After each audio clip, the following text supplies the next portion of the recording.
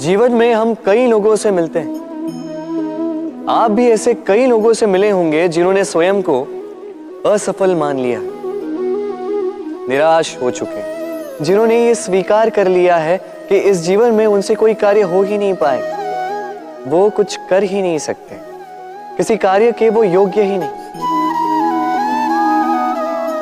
किंतु ऐसा नहीं, इस संसार में ऐसा कुछ भी नहीं है जो योग्य नहीं है।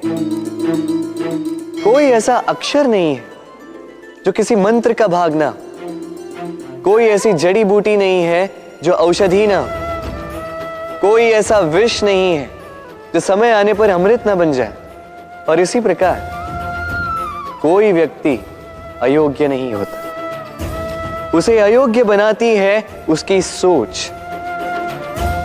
इसलिए स्वयं को जानो, जान जाओगे कि आप क्या हो। अपने अंतर मन को जगाएं।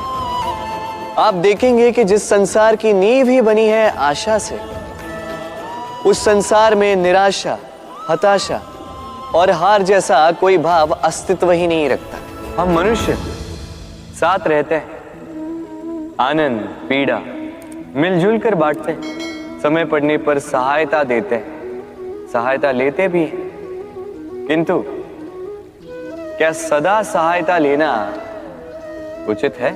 अब आप में से कुछ कहेंगे बिल्कुल उचित है, इसमें बुरा ही क्या है, मनुष्य ही तो मनुष्य के काम आएगा। बिल्कुल उचित कहा आपने, किंतु सदा के लिए सहायता लेना उचित नहीं है। कारण, यदि बात बात पर सहायता लेने का अभ्यास हो गया तो आप स्वयं दुर्बल होते जाएंगे। स्वयं का एक मार्ग बनाना छोड़ आप बात बात पर दूसरों से सहायता मांगे। दूसरी बात, सहायता के साथ जुड़ा आता है उपकार का भार, तो जिससे सहायता ली है उसके समक्ष झुककर रहना होगा। इसीलिए संकट में भी सोच विचार करके सहायता ली, क्योंकि संकट तो कुछ दिनों पश्चात निकल जाए, किंतु उस उपकार के ऋण का भार जीवन भर आप पर रहे। राधे राधे।